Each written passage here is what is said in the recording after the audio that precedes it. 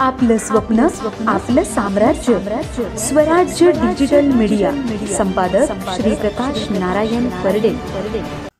मी रोहिदास ज्ञानदेव भागवत आपल्यासमोर एक कविता सादर करत आहे। कवितेचं नाव आहे म्हातारपण। म्हातारपणाची झाली अडचणा, आजोबाला दाखवली वळचणा। उठता येईना बसता येईना, बडबड काही बंद होईना। सर्वांनाच मग त्याचा राग येऊ लागला, कारण तो आता म्हातारा झाला। हे विश्व त्याचीच निर्मिती,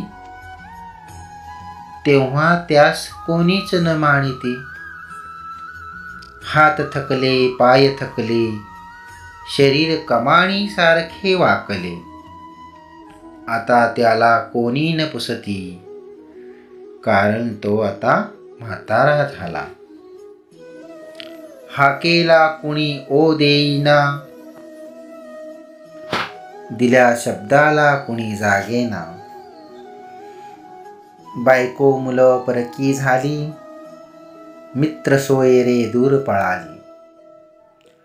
तरीही माझेच खरे म्हणत राहिला, कारण तो आता म्हातारा झाला। मरण जवळ आले तरी, संसाराचीच काळजी करी। झोप लागेना रात्र सरेना, देवाचं नाव काही घेईना। एका कोपऱ्यात पडून राहिला, कारण तो आता म्हातारा झाला। मुलांच्या नावे संपत्ती केली, त्यांना गरज नाही उरली। दात पडले डोळ्यांनी दिसेना, शिव्या दिल्या कुणीतरी ऐकू येईना। सगळे स्वार्थी झाले असे तो समजला, आता तो म्हातारा झाला। आला दिवस जात होता, म्हातारा यमाला बोलावत होता।